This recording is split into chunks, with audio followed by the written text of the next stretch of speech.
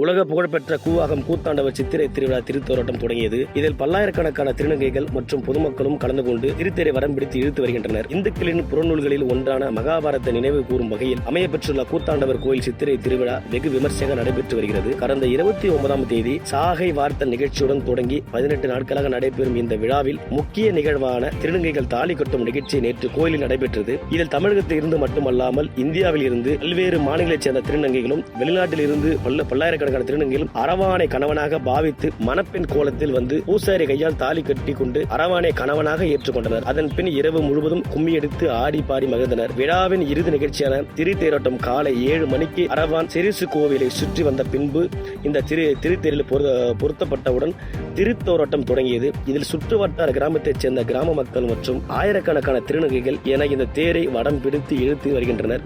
இதனைத் தொடர்ந்து திருத்தேர் செல்லும் போது அதற்கு முன்பாக குவியலாக கற்பூரம் கொளுத்தி தேங்காய் உடைத்து கும்பி அடித்த பின்பு பந்தலடிக்கு சென்று தாலி கட்டி கொண்டு திருநங்கைகள் தங்கள் நெற்றியில் உள்ள குங்குமத்தை அழித்து தாலியை துறந்து வருகின்றனர்.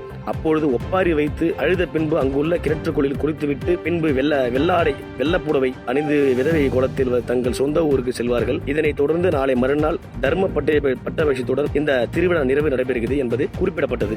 செய்திகளை உடனுக்குடன் தெரிந்து கொள்ள கீழ்கண்ட கேபிள் மற்றும் டிடிஎச் நெட்வொர்க்குகளில் எம்நாடு செய்தி தொலைக்காட்சியை காணுங்கள். பாதகம் செய்பவரை கண்டால் நாம் பயம் கொள்ளலாகாது பாப்பா. மோதி மிதித்து விடு பாப்பா, அவர் முகத்தில் உமிழ்ந்து விடு பாப்பா. அண்மை செய்திகளை உடனுக்குடன் தெரிந்து கொள்ள இணைந்திருங்கள் எம்நாடு தொலைக்காட்சியுடன்.